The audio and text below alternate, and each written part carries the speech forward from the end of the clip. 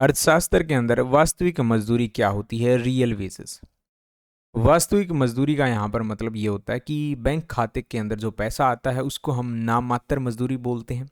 और जो कीमत स्तर होता है यानी देश के अंदर मुद्रास्फीति महंगाई जो होती है उसके प्रभाव के बाद जो चीज़ें प्राप्त होती हैं, ठीक है, उसको एडजस्ट करने के बाद जो पैसा प्राप्त होता है वही वास्तविक मजदूरी कहलाता है। यानी एक तरह से यह वास्तव में आपके पैसे की क्रय शक्ति होती है। यानी ये बताता है कि आप उस पैसे से कितना सामान खरीद सकते हैं, कितनी चीज़ें आप खरीद सकते हैं, कितनी सेवाओं का आप प्रयोग कर सकते हैं उस पैसे से, वही आपकी वास्तविक मजदूरी होती है। क्योंकि यहाँ पर जो मुद्रास्फीति है उसको भी एडजस्ट किया गया है, ठीक है, उसके बाद ही जो है वास्तविक मजदूरी निकलती है।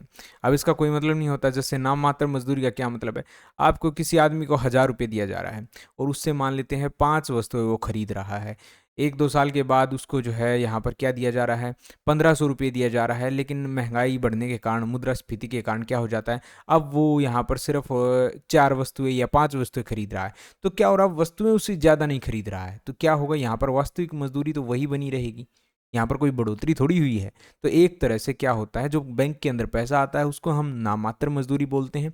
और जब महंगाई के साथ उसको एडजस्ट किया जाता है, देखा जाता है कि उससे कितनी चीज़ें खरीदी जा सकती हैं, उसकी क्रय शक्ति क्या है, खरीदने की ताकत क्या है, वही वास्तविक मजदूरी कहलाती है।